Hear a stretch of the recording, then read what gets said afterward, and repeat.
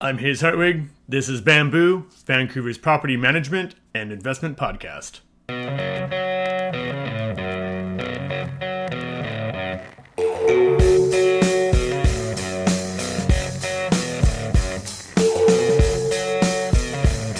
Hello everyone and welcome to the show. We have Peter back from Vancouver Rent-It, our regular host. I think you should just end up hosting it with us.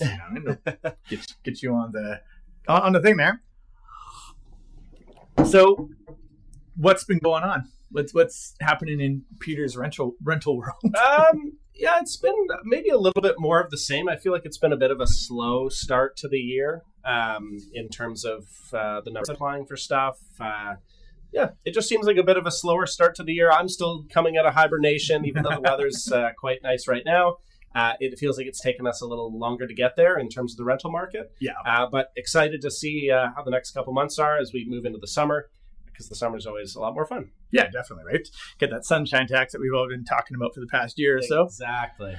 So some of the changes that have happened is there's a new flipping tax and a first-time buyers changes that's coming up. I wanted to focus more on the flipping tax in particular, simply for the fact that I think that it may affect more tenants and landlord side of it, being that now if you purchase the place and sell it before 2 years, then there's an additional tax on top of all of the other ones that you normally would get if you're making a profit. The reason why I'm bringing this up in particular is because of the new builds. Also, this applies. So you bought that new place, it's brand new. You were planning on assigning the contract or selling it, but now there's a monster tax on top of that. So I feel that maybe a few people might be thinking about changing that into a rented place for 2 years to avoid that and then selling it down the road. What are your thoughts on that? Do you think that would be a... Yeah, it's definitely good to be aware of. It would be more difficult for a tenant to be aware of it if it wasn't a new build. But for a new build, and if you're the first person moving into it, you'll know that as soon as the owner purchased it a month or two ago, that timer starts on that 2 years, and maybe that's all you've got. You might, it might only make it to that 2 years. Now, not necessarily, but definitely. Maybe it's better than only having 1 year or less on on the clock, but. For sure, something to be aware of for tenants that around that 2 year mark, the place that you live in might get sold. Yeah, absolutely. I think that for any tenants that are moving into a brand new building, first occupancy type of thing, make sure to ask that question. I think that most people will be upfront with it. Probably say, I don't know or whatever, but it would be prudent to ask that question and say, hey, did you plan on this being a rental, or is just suddenly now this is a rental? Exactly. Yeah. If people were just planning on flipping it right away or, doing short-term rental or something like that, those options obviously are kind of rapidly closing. And we've talked about it before with all the short-term rental stuff closing, as well as now the 2 year flipping tax. Then you're right. Those people may never wanted to be, never wanted to be landlords in the first place, and they're being forced to for a couple of years. So something to be aware of for sure. Yeah. Also, I guess a good plug for most of us at Vancouver Rent-It with 2 licenses. buy with people with 2 licenses because they can do the sales and the property management. Just, slight plug for all of us down here. With that, though, I've run into a couple things this month so far about cleaning. And this seems to be one of those ongoing battles. What is clean? What's your insight on this? I'm actually so glad you brought that up, because on Friday, a couple days ago, I had one of the worst move-ins I've ever done. Jeez. And it was cleaning related.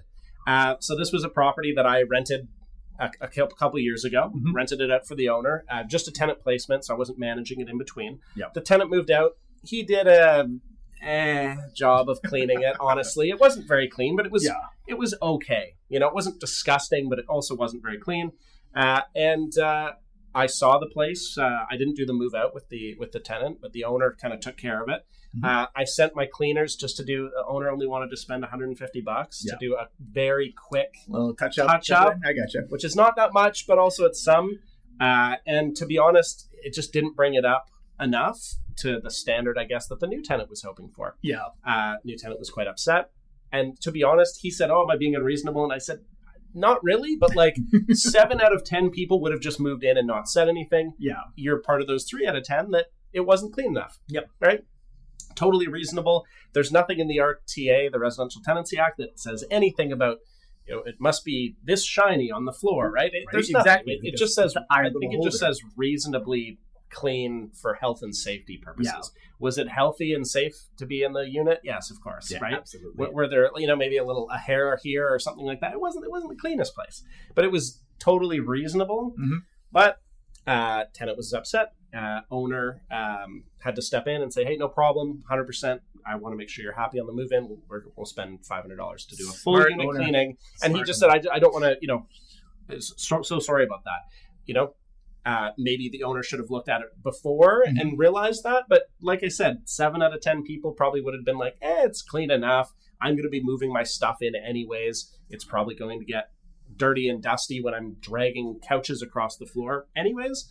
But this particular tenant just had a higher standard. So yeah, absolutely. And that's a smart move on the owner. There's no reason to start off a tenancy in a combative state. Like, it's just for the $500 to make sure that you've come across as a good owner, good landlord person. It's worth the investment, as opposed to starting off, first week, you're head to head. It's pick your battles. 100%. Usually what I say when I'm speaking with clients and I say, "Hey, we should get this place cleaned before the tenant moves in," or "You should pay somebody to do a professional cleaning before the tenant moves in," is I usually just say, the expectation is that the unit, if we get it cleaned, perfectly clean right before the tenant moves in, at the end of the tenancy, whenever that is, the tenant should return it to the same level of cleanliness. Absolutely. That's kind of the expectation. If you give it to them and it's dirty, then they can give it back dirty. And then you're going to have to clean it anyways. The cycle will just continue on. Yeah. So I definitely always recommend people hire a professional cleaner. Absolutely. To be honest, some of the not as good cleaning jobs I've seen are when an owner lives in the property and then they move out. Yes. I don't know what it is about clients or owners, or they just never quite do a good enough job. Yeah. They always do a 7 out of 10 job, and you should at least be aiming for an 8 or a 9 or a 10. Why not? I also think the fact that if you hire a professional cleaner, there's like an upper standard, and they're also looking at it with clear eyes. And I think that's one of the things you just touched on with the owners that are currently there, that they're just used to that level, like the dust that's always on top of the whatever. Yeah. It's always been there, right? So whatever, right? It's just the way it is. Whereas the cleaner that you're paying $500 to is going to say, "Wow, I definitely need to remove the dust sitting on the windowsill," or whatever it is. So. Yeah, exactly. So I think that's part of it. It's sort of the same reason with the move outs. When a tenant goes and tries to do that on their own, they're tired as hell, because everything has to happen on the 31st. So already moved their bed and their all that. Yeah. You're tired. Now you're going to come back to this place you just go to. You're tired from moving. You're going to half-ass it, guaranteed, because you're just exhausted, right? So I recommend just getting a cleaner, paying for it. It's a lot nicer for you too. I realize it's going to cost $300, $400 maybe, but you don't have to deal with it. And if anything's not up to snuff, then you can call back the cleaner and say, "Hey, landlord's going to take X amount out of my funds for your half-ass cleaning job. You're a professional. Come back there and touch up what they're complaining about." Yeah, it's a lot better to have the receipts, right? Absolutely. If I'm doing a move out and the tenant says, "Hey, I got the place professionally cleaned," usually you can just tell. Yeah. But as well, if the person says, "Hey, I can give you the receipt if you want $300 or whatever," that's fantastic. That's great. Now I know the place is at least $300 clean. So I've had a lot of tenants, because I just offer them and say, "Hey, I think it'll be around anywhere from $300 to $400 to get this cleaned up. Do you want me just to take it out of the damage deposit? I'll send over whomever and take care of it for you." And a lot of times they're like, "Yeah, sure, no problem. One thing that I don't have to deal with." And that way, if the cleaning job's not up to my standards as the property manager, well, then I need to take it up with whoever I hired, right? Exactly. So that's on me now, right? So I do think that hire professional is a major thing.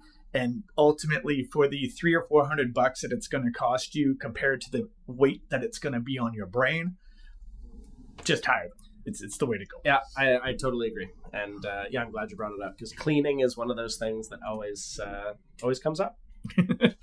Speaking of coming up, May 1st is coming. I've been getting more calls about furnished units. Have you? Definitely. Yeah. And even just looking around on Craigslist, Facebook Marketplace, there are so many units available right now. Yeah. And a lot of them are furnished. Yeah. It's obvious that the Airbnb market is diminishing or shrinking at least somewhat. Yeah. As people convert those into long-term rentals. Yeah. And for those who don't know, May 1st is the cutoff when the new Airbnb rules come in, which essentially, if somebody in Greater Vancouver has purchased a condo in particular, strictly for Airbnb purposes, they basically can't do it anymore, barring that they're a snowbird and live there 6 months out of the year, going back and forth. So there's a fair amount of places that were just strictly Airbnb and are no longer. So that's why we're talking about the May 1st being the cutoff there. So I guess getting into the market, it seems a little bit slower than usual. Have you seen this? But what are you thinking? Definitely slower. I would attribute it mostly to a larger amount of supply, and it's I'm sure as the summer heats up, there will be more people coming into Vancouver, more people moving. People always move in the summer. We've said it before. Yeah. But definitely, like I said, if you look around on Craigslist, there's a lot of units available. Now, those units might not be the cheapest prices, but they're at least units that people can look at and negotiate with, and it definitely takes up part of a large chunk of the market. Yeah. Such that it's definitely been a little bit slower. Have had fewer inquiries for stuff that is probably reasonably priced, market price, if you will. Yeah. I've definitely noticed it's been slower than usual for almost April. Yeah, I've been noticing a little bit of a slowdown as well. I'm kind of wondering, it's an outside hypothesis, but with the Bank of Canada leaving their interest rates where they are, and they're talking about possibly lowering them the next time in about 3 months or so, I'm wondering if there's some first-time buyers or tenants that are thinking or were thinking to get into the market. We're kind of weathering that storm and now thinking, instead of trying to find if they need a new 2-bedroom, they just had a kid or whatever it may be, instead of moving from a rental to a rental, maybe considering looking at the market now, because it seems or feels like the interest rates are not climbing anymore. So they'll be here or lower. Maybe easier for them to figure out what to do. Maybe they're trying to switch from being a tenant to a purchaser. Who knows? But for sure, I think there's always a bunch of different factors that go into at its core, whenever it's supply and demand, but there's a bunch of different factors that go into it. I think the Airbnb thing has created a lot more supply. And I also think that, honestly, the prices are still set to come down more. Mm-hmm. I've had a lot of clients say, hey, if you rented it last year for $3,500, why are we renting it again this year for $3,500 to a new tenant? And I said, well, that's the market. Unfortunately, it hasn't, we've in the last couple of years, we've kind of been used to this 10 to 15% year over year increase that we've been able to put units up to. And it seems to have basically stagnated. And as we may find out soon with the stats that we're going to talk about, may have even decreased in some places. Well, it's a good segue, actually, man. The stats actually have shown that the average rent for an unfurnished 1-bedroom has actually fallen $42 after it's been kind of climbing since the start of the year. So this is the first time that it's dropped this year. Currently sits at $23.37 for the average 1-bedroom unfurnished apartment. Peter, do you want to explain why we're using that number why we're using an unfurnished 1-bedroom for? We use an unfurnished 1-bed because it's the kind of the most simple unit. It's the most standard. There's the most of them. It doesn't make sense to use furnished because, furniture adds all this different all these variables that can affect the price. Makes more sense just to use a standard 1-bedroom, unfurnished, very simple, so that we can compare prices easily. Yeah, absolutely, right? So we just kind of say that for the people who are newer to the show, because we're always getting new subscribers, so we make sure that they know what's going on. Yeah. Now, with the downward pressure from the stats here, have you been seeing that on your units? Because, I mean, anybody can average out something, but what's the real... To be honest, not surprised. Not surprised that it's gone down.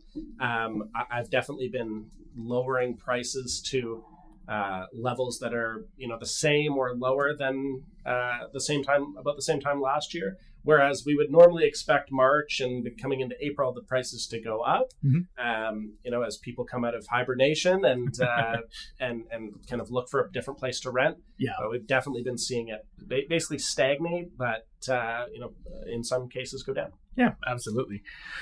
So the average rent per square foot for Greater Vancouver is at $3.12, so $3.12, with the top three being Vancouver, as per usual, at $4.07, New West at $3.64, and Burnaby at $3.17. Just want to touch in that New West is still pushed up right now. Two buildings, 4 blocks away from each other, are all taking possession at the same time. So that's artificially pushing up the price per square foot, simply for the fact that we have a whole bunch of brand new, fresh out of the box buildings trying to rent right now. So I suspect that will probably drop down. Not surprised about Burnaby either. There's new buildings completing at Brentwood and Metrotown all the time. Yeah. Not surprised that those are the top three right now. Yeah, which is also, we'll touch in later on, Richmond's in the top 5 again, where it generally lives, but they tend to have a fair amount of new buildings going on out there. So I think that also sort of keeps them up, and Richmond's a pretty big space. So I feel that it's probably what's propping them up there. We've got a new property manager named Jensen come to the office, and he works primarily out in Richmond. So I'll get him on the show soon, and we'll find out what the hell's going on out there.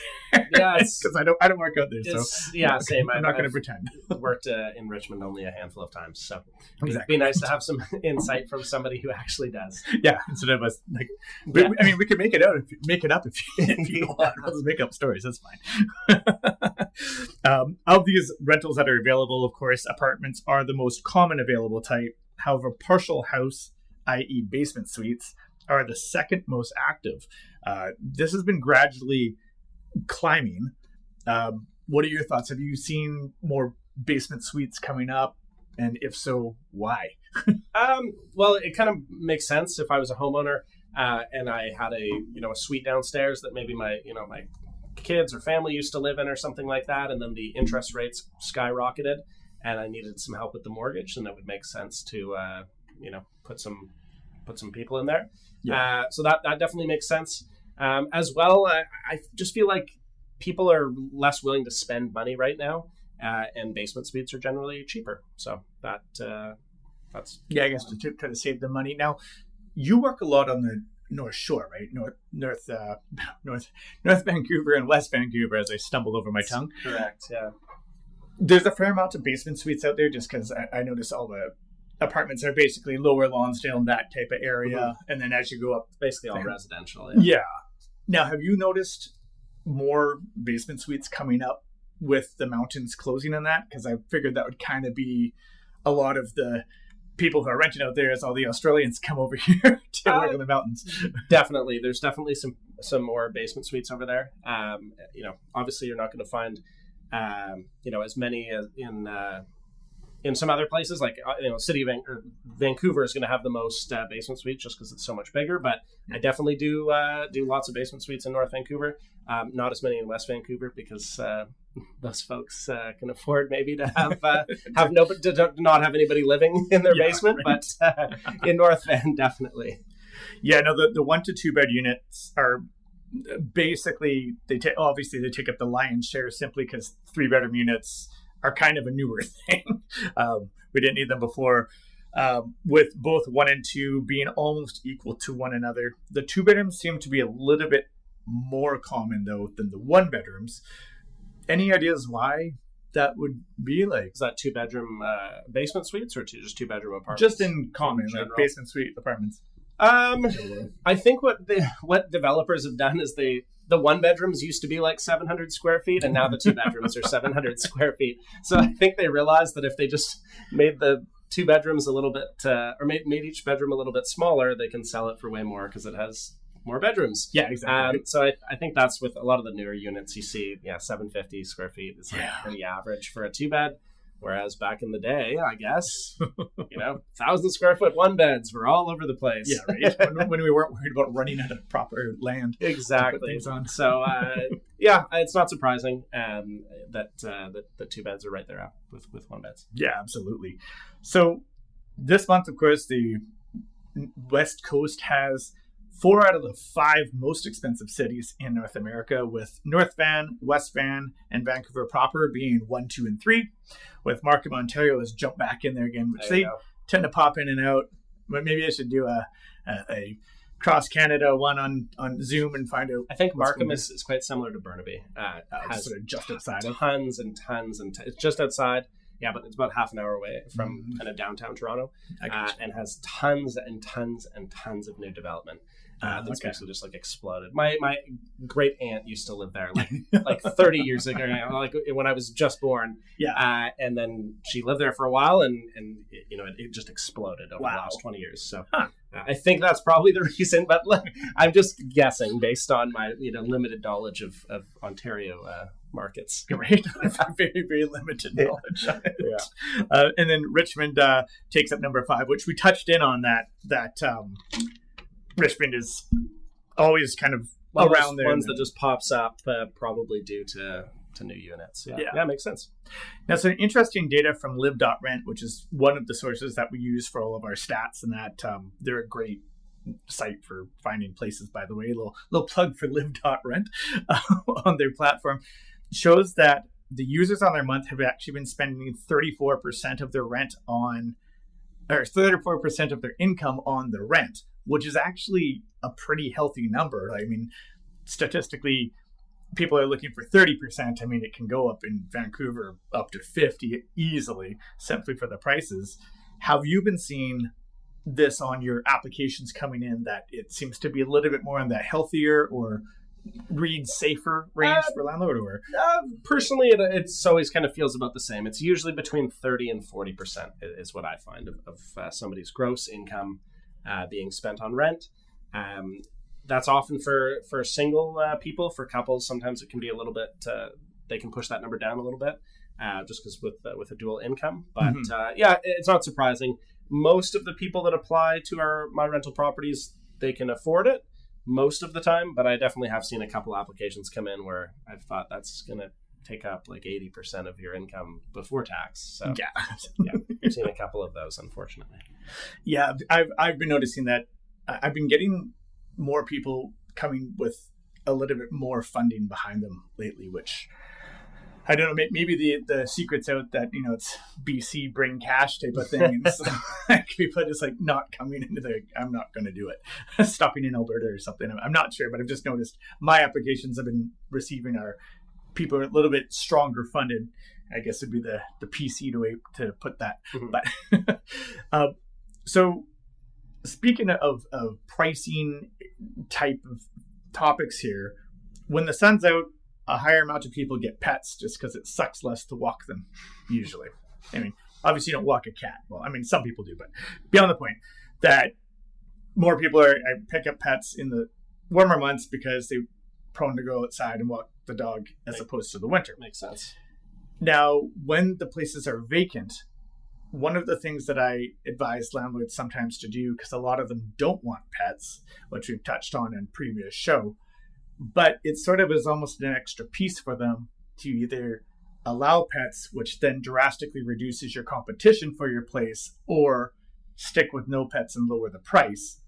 What do you think has your most bang for an owner if they want to get it rented and it's not? Right? Yeah, 100%. Honestly, for basement suites and stuff like that, I would definitely open it up to like a cat or something like that. If you don't necessarily want a dog. Yeah. I mean, we always talk about cats and dogs are the only pets people can have, but those are the ones that most people do. Yeah. So yeah, I would 100% recommend landlords to open it up to pets. If your place doesn't have any carpets, it's not that big of a deal. Yeah. Unless the person has like a brand new puppy, most of the time. And most people say, oh, I've got a 7-year-old dog and he just sleeps half the day or whatever. Great. He's not going to do any damage to the property. Yeah. At least not any more than, a human would. Yeah. But you get to collect double the deposit.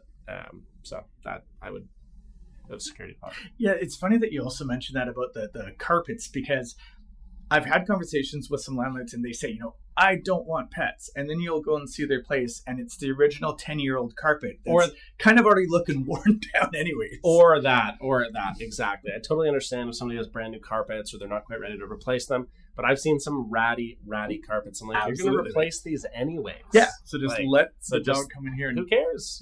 Tear it up. You're going to rip it out. Yeah, exactly. I would definitely recommend pets. I'd still like 80 or 85%, just off the top of my head, of my clients say no pets.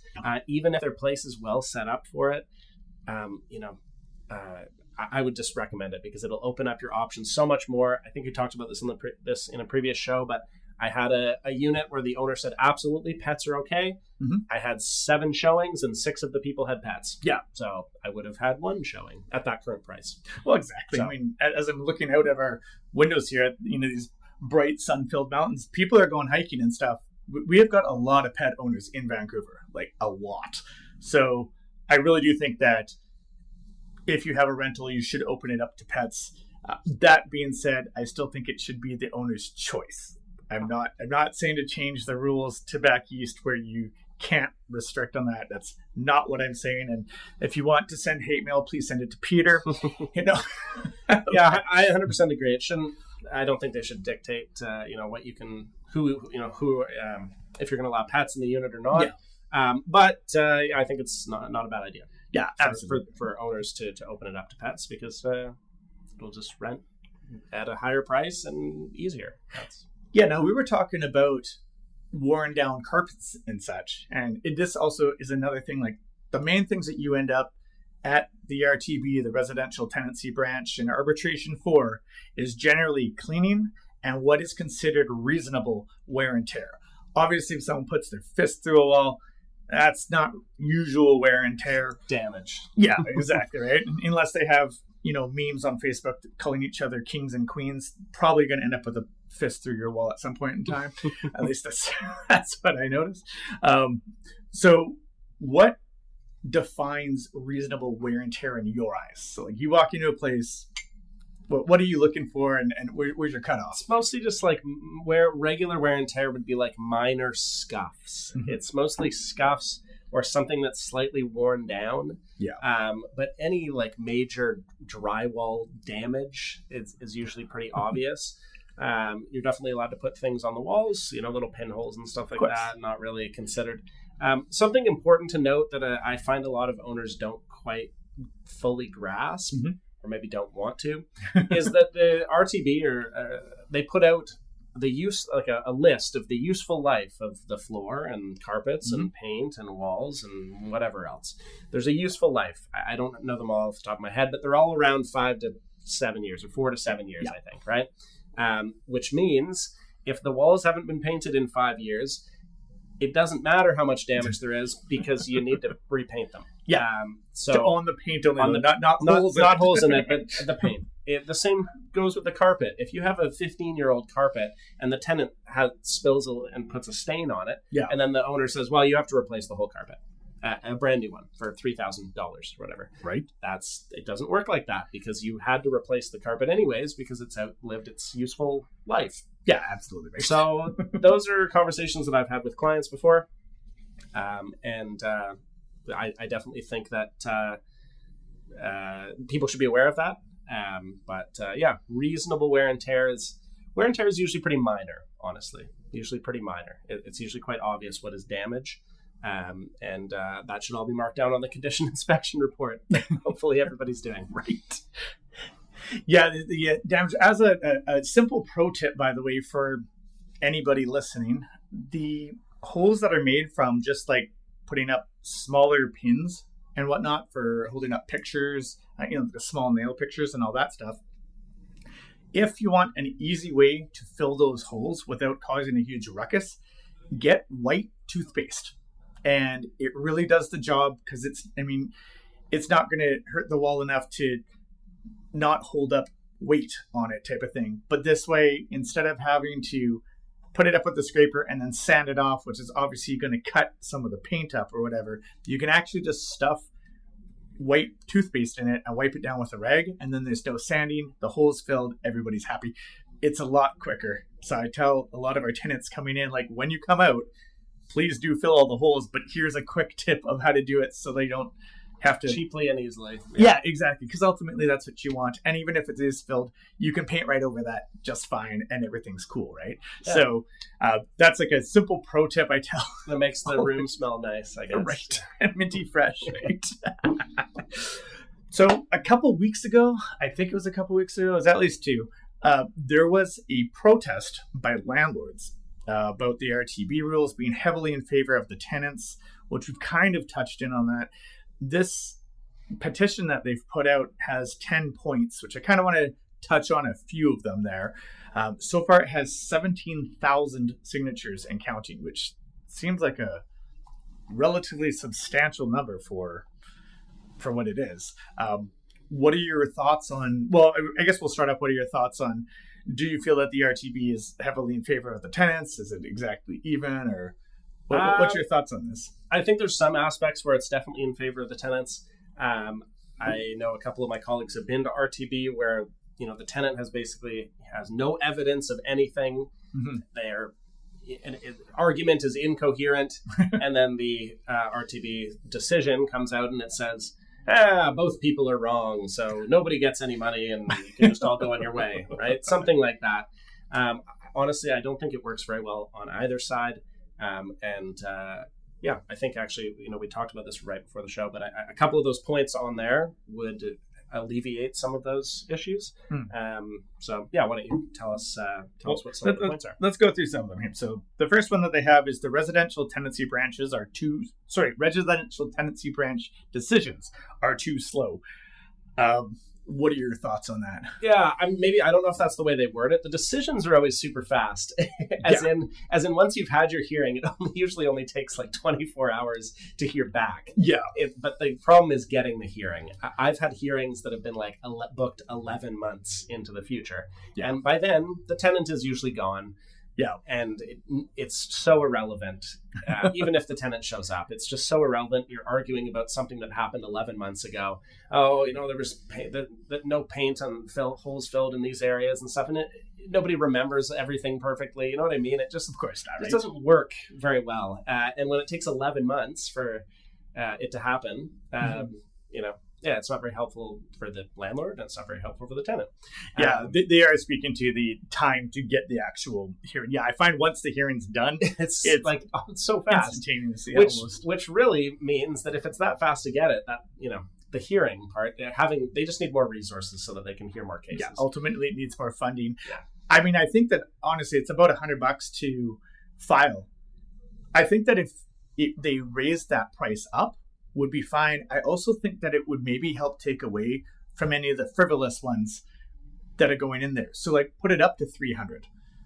That way, it will come back out on the win or whatever there, but like this way you'll have more money coming in to get more people to do it. Plus there will be fewer ones where people just throw it up there because out of spite or whatever. Right? Yeah, like they're having a hissy fit. Because again, we've seen some people just want to do that to jam up things.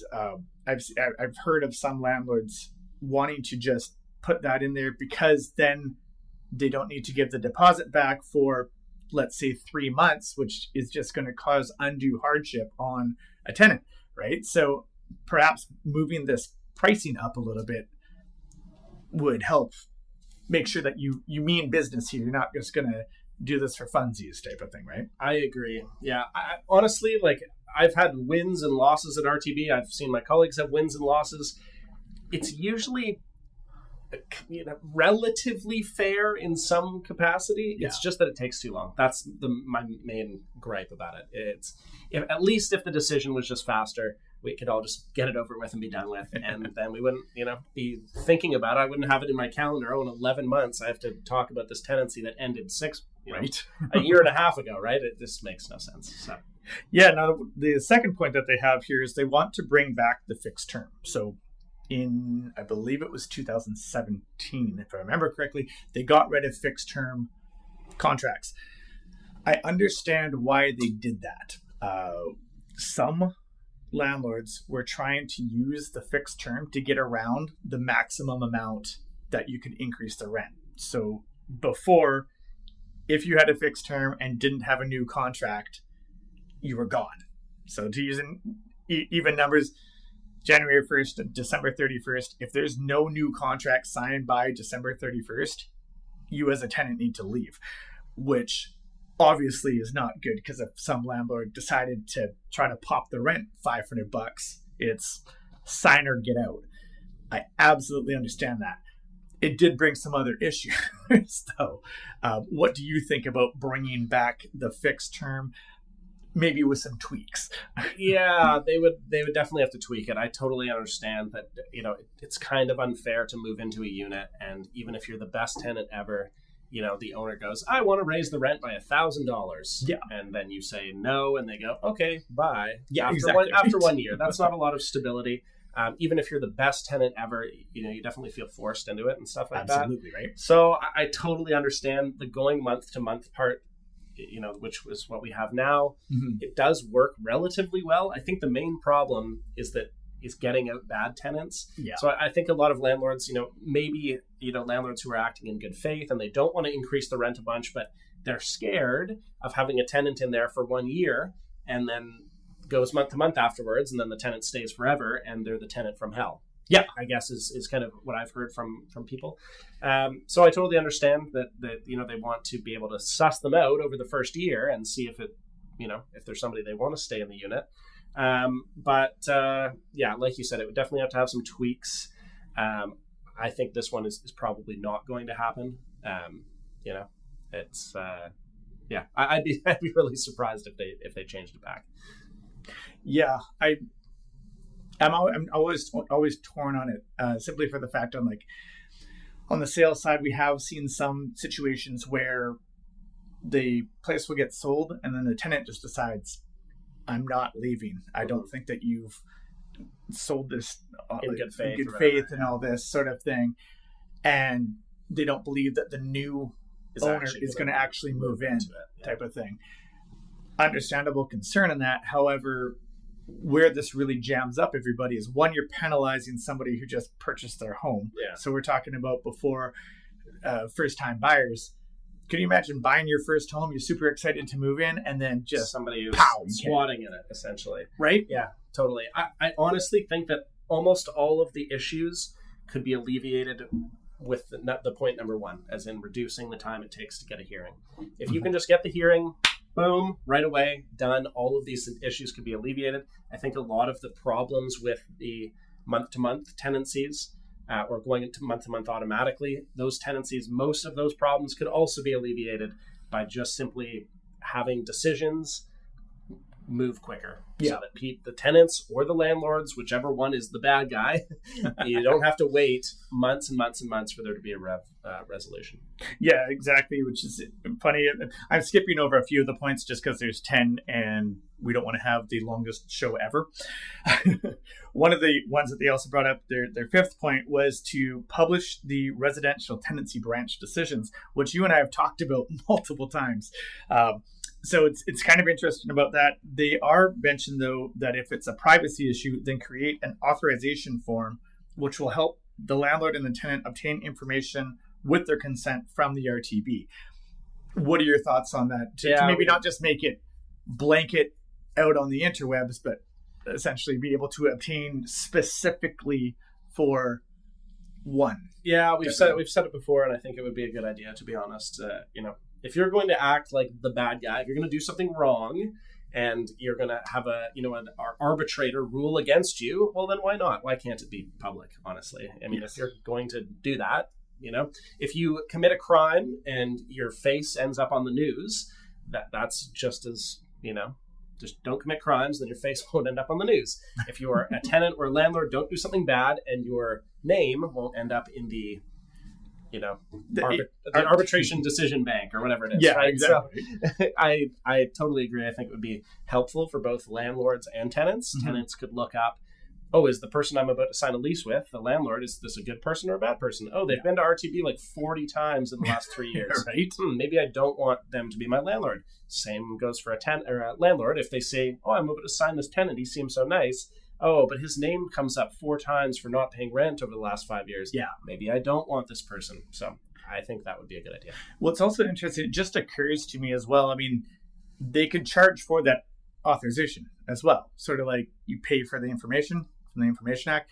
So that'd be another stream of revenue for the RTB to get faster decisions or faster arbitrations. Yeah, right? Exactly. Right? So that, that way, I mean, I know that us from Vancouver Rent-It for sure would be paid every time. I would love to be able to look up somebody's RTB history like that. Absolutely. And I'd be happy to pay for it. Yeah, of course. That'd be one more tool to, tell a client of mine, hey, we're doing our due diligence. We've looked into this and that, their credit check and all this stuff. And we've looked at their whole tenancy history and seen if they're, a good tenant. So. Absolutely. Not to mention, it would probably be an additional gate. Because if you both have to sign for the authorization and all of a sudden one party doesn't want to sign, maybe it's obvious. Pretty good reason, like, exactly. Why don't you want me to look into this, right? One of the ones that they did bring up, though, was in this petition, that is they want the definition of a close family member to change and basically expand. Currently, it's mother, daughter, son, father, and no extras. So a close family member, you, Peter, couldn't say that your close family member, i.e. for moving in purposes, would be your brother, who's also one of her newest VRI people. But do you think that they should expand that or just leave it as it is? Personally, I feel like it does, for my own purposes, I guess, I don't have a very large family, so I don't have all these extended family members that I would need to move into a property. Yeah. So for me personally, I don't mind either way.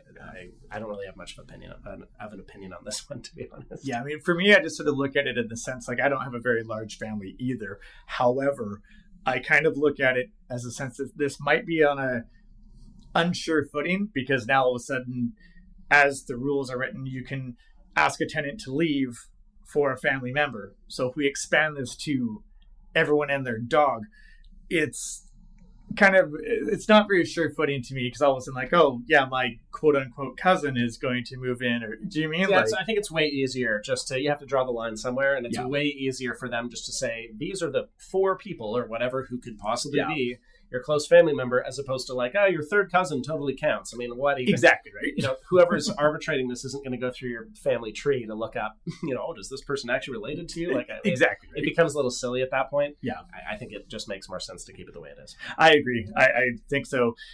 I'm sure that we'll catch some flack for that from landlords, but I don't agree with everything in this petition. Either way, we've touched on a few of the points that they're there. There's 10 in total. I will have a link to the actual petition in the description for this podcast, so that anybody who's listening can read over and develop your own sort of plan on it. I do think there's some plus. I do think some minus. So I don't agree with everything. Exactly. I think there's some good things in there that, like, almost everybody should agree with point number 1. Hey, let's make it faster for both landlords and tenants to get a decision on an arbitration. I think anybody would be crazy if they said, I don't want this to happen. Right? Some of those things, like, of course, yes. Some of them, like we talked about with the family members thing, it's a bit of a stretch. Yeah, I agree with that. I think it would be easier just to keep it the same and probably more fair. But there's some good stuff in there and some bad stuff. So I find that most of the ones that I agree with are based on the RTB, which means we need to send more money and resources to the residential tenancy branch to alleviate that stress, as well as the fact that I'm sure with some of the arbitrators, if you've done, I don't know, 5, 6, 7 cases today, by number 5 or 6, you're kind of you might be a little agitated. You might be phoning it in a little more than usual. So I totally agree. Absolutely. Well, I think we've covered most of what we're going to cover today. Do you have anything that you have burning desire to add there, Peter? That was pretty good, actually. We talked about cleaning, which was something, like I said, I had like the worst move-in last Friday that I've done in a long time. So I'm glad we brought that up. And I'm glad we talked about this petition that's going around. It's important that everybody at least just take a look and. Yeah, it's got some good talking points. Something to jibber jabber over the beers outside.